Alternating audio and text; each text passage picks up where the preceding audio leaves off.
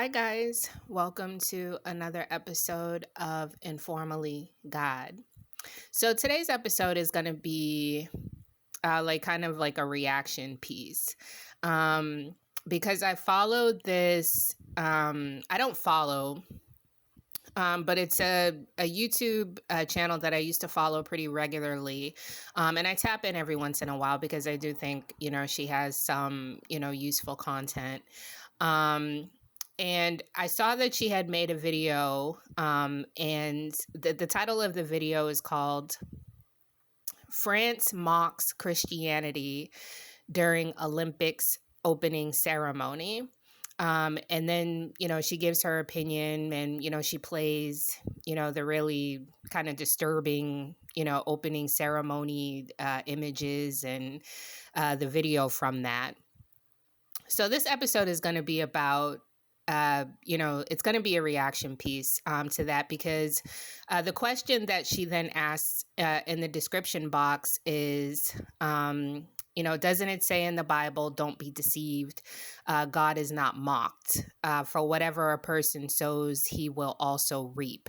So my question to Christians is, when does that reaping happen? And this is kind of the whole idea behind blind people. Blind people who can physically see with their eyes, but who are spiritually blind. Because in order to believe in God, you have to drop the idea that you are God. And when you drop the idea that you are God, you go within and stop going without. You stop focusing on other people and you start focusing on yourself. You cannot say that you believe in God and be about vengeance. You are not God. You are not God. If you want to live a life where you are taking it upon yourself to force people to do things, to make people do things, whenever somebody says something or does something that you don't like, this is a very weak state of being. This is the devil himself. And, this is an external life. This is a worldly life. You are bothered. The devil in you is bothered by the devil outside of you and others. And as a result, when you do not go within, you keep reacting to something external and you think that it's external, but it's really internal. And that's the whole idea of being spiritually blind. Because the answer to her question is right in her question. Don't be deceived. God is not mocked. So first of all, you need the Holy Spirit when you even are reading the Bible. You need that Holy Spirit to be able to interpret for you correctly, even when you are reading the Bible. So, one of the tricks and traps, out there of Satan, even when people are being sincere in seeking God, is people, trying to incite you to move as according to how they would move. You have to do this. You have to do that. Don't you feel ashamed? Don't you feel embarrassed? No, I don't. That's how you feel. And because you're not dealing with how you're feeling, you're trying to project that onto me so that I then become the devil that you are, so that I then begin to live externally the same way that you live externally, and nothing ever gets solved because nobody is ever paying attention to themselves. They're always just so focused on what everybody else is doing. So it's just a bunch of blind devils, running around. God is not mocked. God is never mocked. If I have a boyfriend and he goes out and he cheats on me, the way that blind people work is backwards, right? So somebody does something and then they look at the other person as if that person who got something done to is the person that ought to feel that way. It's like if you have a boyfriend or a girlfriend and they cheat on you, everybody looks at you with all this embarrassment and shame when it's like, I didn't do anything. That's a reflection of him. That's a reflection of her. That's not a reflection of me. If somebody goes out, and I say that I'm a Christian, and somebody goes out and starts dressing up like a demon and starts mocking Christianity and starts mocking religion or whatever, that's a reflection of that person. That's not a reflection of me. This is what it means, and this is why the world is so screwed up, because it's in darkness. It can't see. It's blind. It's projection. Exactly because you can't see in the darkness. The devil does not perceive himself. And that's why God is the victor, because God can see the devil and the devil cannot see himself. So as long as you have that sight, you're all right.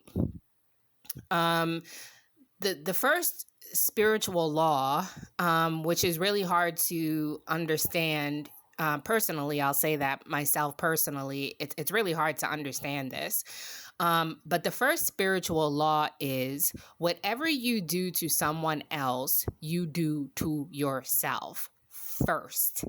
You have committed an offense and you have violated within yourself first and foremost.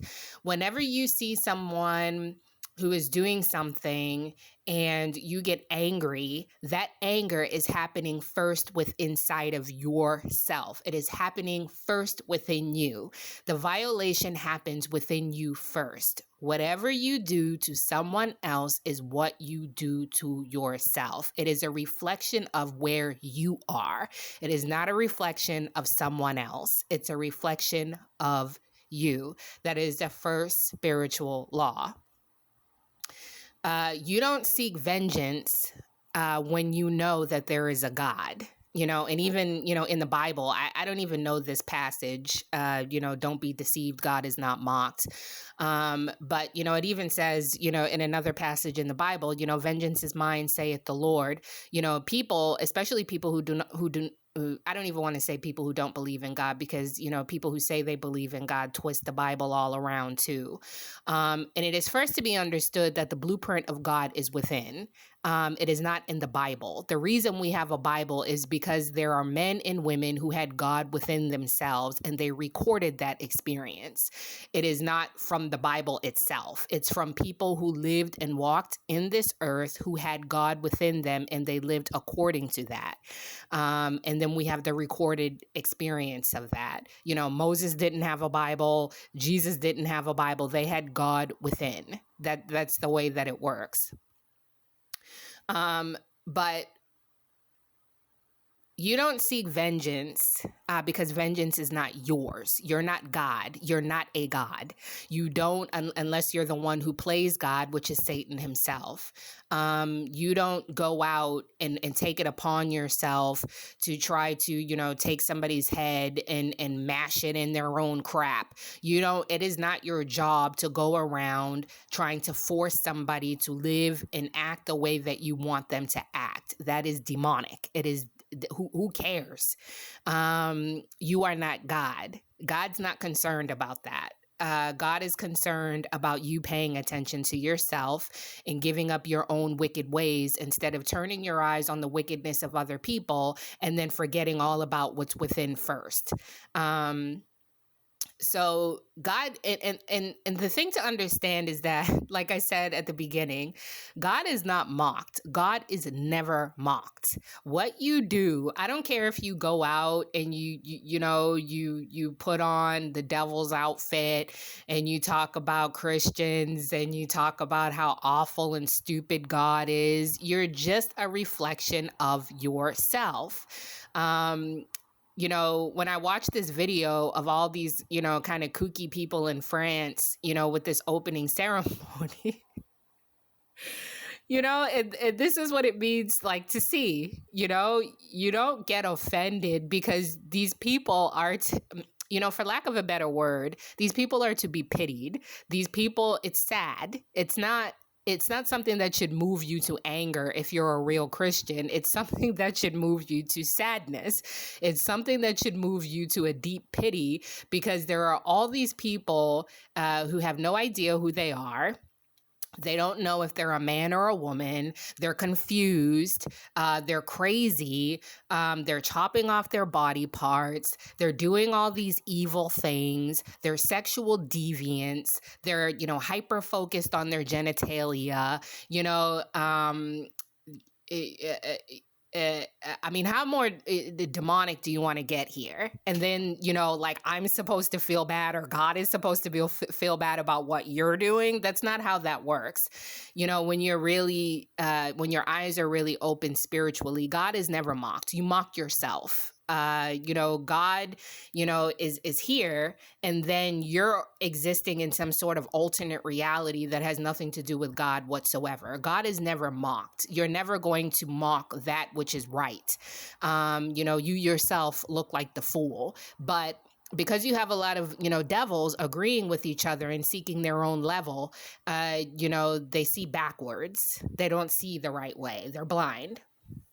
So, this whole question of, when does the reaping happen? It happens whenever God says it happens. As a Christian, it is not my job to play God. It is not, because I believe in God. Like, if even if you don't believe in God, it doesn't make sense, and you have to question the whole, like, because the mind is garbage and it's all Satan all the time.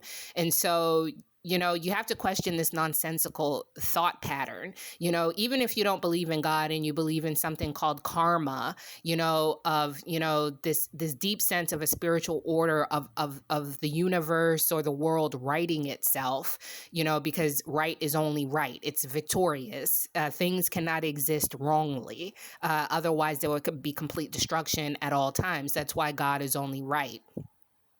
So, if you believe even in, like, this idea of karma, it's like, it happens, right? It's something that happens whether you participate, or something that happens whether you participate or whether you don't participate. You've seen it in your life when you've, not really, caused something to happen, but something, has happened to you, or somebody has been really evil to you. And then the situation has rectified itself without your participation. That is the spiritual realm. That is the spiritual order. You do not interfere with spirits. You are not devil. You are not God, and when you endeavor to play God, you are the devil himself, because you control nothing. When you go around, you become offended by everything that everybody does. You're just showing your own weakness, and that you're controlled by everything outside of you. That's not the way to be. That's not a way to aspire to be. The reaping happens whenever God says it happens, and it will not happen, until he says that it's going to happen. And, he will use his vessels however he chooses to use his vessels. And if it needs to happen, then, one of his vessels will be used to do that. This whole turn the other cheek, you have to be very careful with people who are not of the Bible. That's the wrong statement, but you have to be careful of people who are not really of God, even when they're seeking, taking bits and pieces of the Bible and trying to make some sort of sense of God in this way. They still have a lot of evil within. They still have a lot of anger within. They still have a lot of vengefulness within, but they're trying to interpret things in a right manner. And it doesn't go that way. You interpret and you perceive as according to the spirit you have identified with, because it's all spiritual. The spiritual realm is not concerned about what you do. It's concerned about what you are. And you are the spirit that you are identified with, and it's, I just wanted to, make a quick reaction piece to that, because,